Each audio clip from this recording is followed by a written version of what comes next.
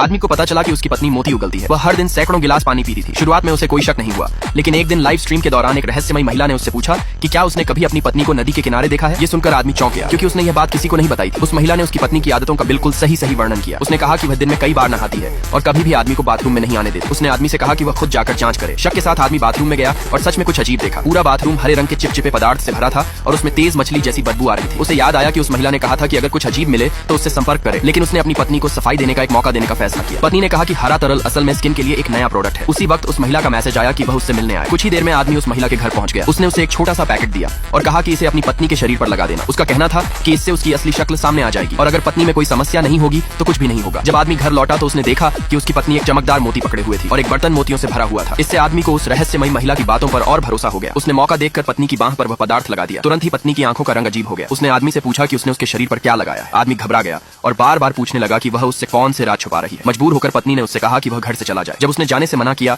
तो पत्नी ने वादा किया कि 1 घंटे में वह उसे पूरी सच्चाई बता देगी। तभी आदमी मान गया और बाहर निकल गया। लेकिन घर से निकलते ही उसकी मुलाकात उसी रहस्यमयी महिला से हो गई जो जांच करने आई थी। सारी बात सुनकर महिला ने कहा कि पत्नी पहले ही अपनी असली शक्ल दिखा चुकी है और यह सब आदमी को दूर करने की चाल है। वह आदमी को वापस घर ले गई। कमरे में घुसते ही उन्होंने देखा कि बिस्तर पर ढेर सारे मोती पड़े हैं। यह देखकर वह महिला भी हैरान रह गई और तुरंत वहां से चली गई, क्योंकि पत्नी की ताकत उसकी कल्पना से कहीं ज्यादा थी। आदमी फिर घर लौटा और देखा कि उसकी पत्नी बिल्कुल सामान्य व्यवहार कर रही है। पत्नी ने कहा कि उसे सब कुछ पता है जो हुआ था। आदमी ने तुरंत माफी मांगी, लेकिन पत्नी ने कहा कि चाहे कुछ भी हो जाए वह उसे कभी नुकसान नहीं पहुंचाएगी। अगर आप उस आदमी की जगह होते तो क्या आप उस पर भरोसा करते?